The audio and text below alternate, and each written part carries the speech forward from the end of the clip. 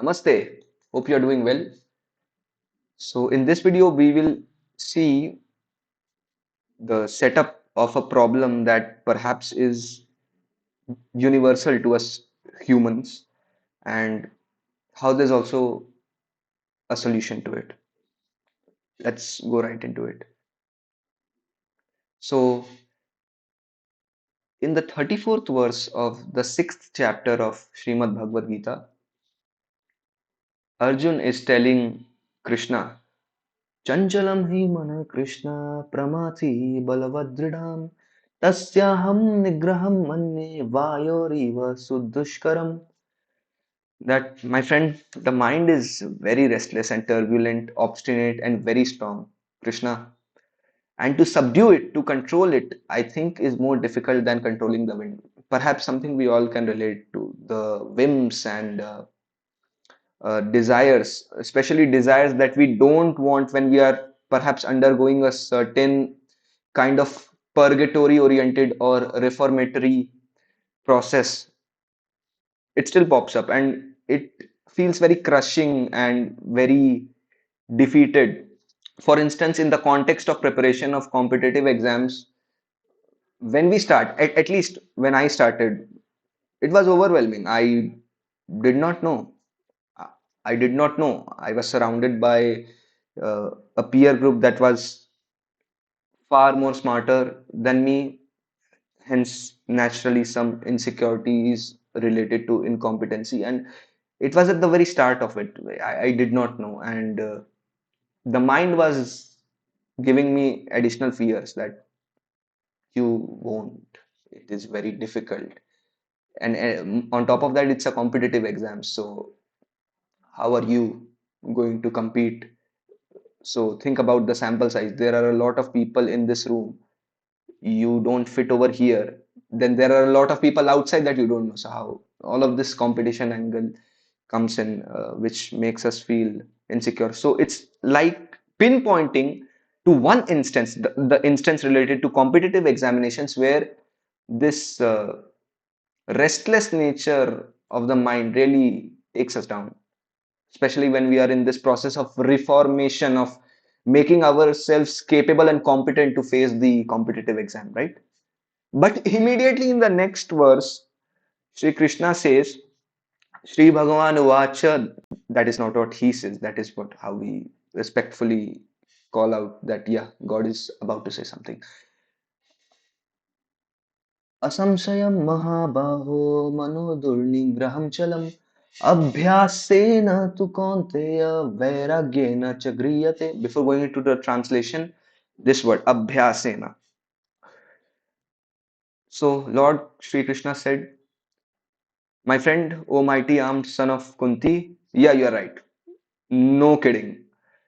It is very difficult to curb the restless mind, but yeah, it is not impossible, and it is possible by suitable practice and by detachment. And I am sure that many of us, myself included, would relate to this feeling that when we are, in a sense, giving suitable practice into the preparation of our competitive examinations, and there is necessarily by default an action of detachment, because those things that we were saying yes to, going out to parties, listening to introspective conversations about philosophy with friends or whatever, we say no to them.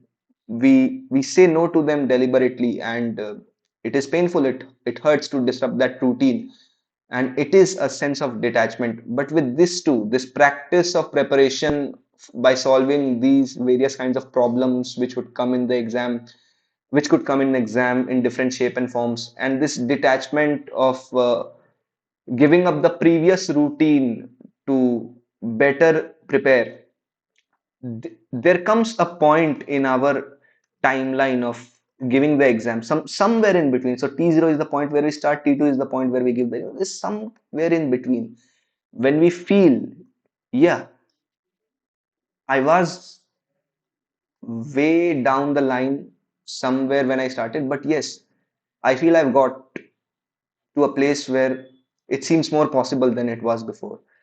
So this is again an instance to illustrate that we can, by suitable practice and detachment, have control over the restlessness of the mind to a significant degree. In this case, the context was this restlessness coming from this sense of insecurity or incompetency associated with competitive examinations. And with practice and detachment, it can go away. And an even better way to think about it is to take up certain kind of meditation oriented practices keep that make us, in a sense, indifferent to the outcome that is coming at point T2. In a sense, we have to be prepared for failure.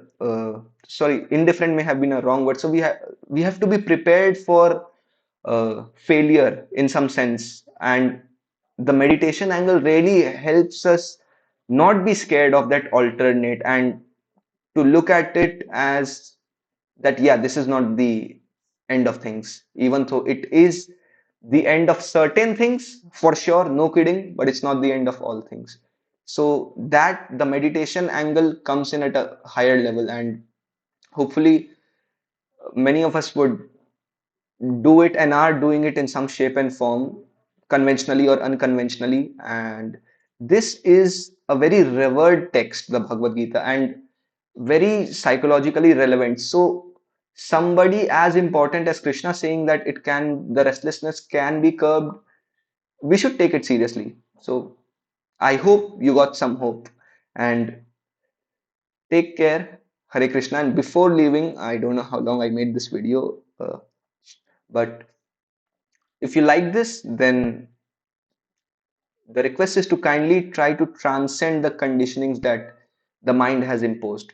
We can start with the context of competitive examinations itself, like this voice telling you that this all of this effort, this sense of renunciation, giving up certain things, it's not going to work. You're not going to make it. So these are conditionings.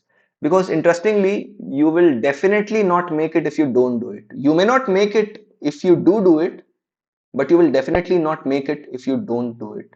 So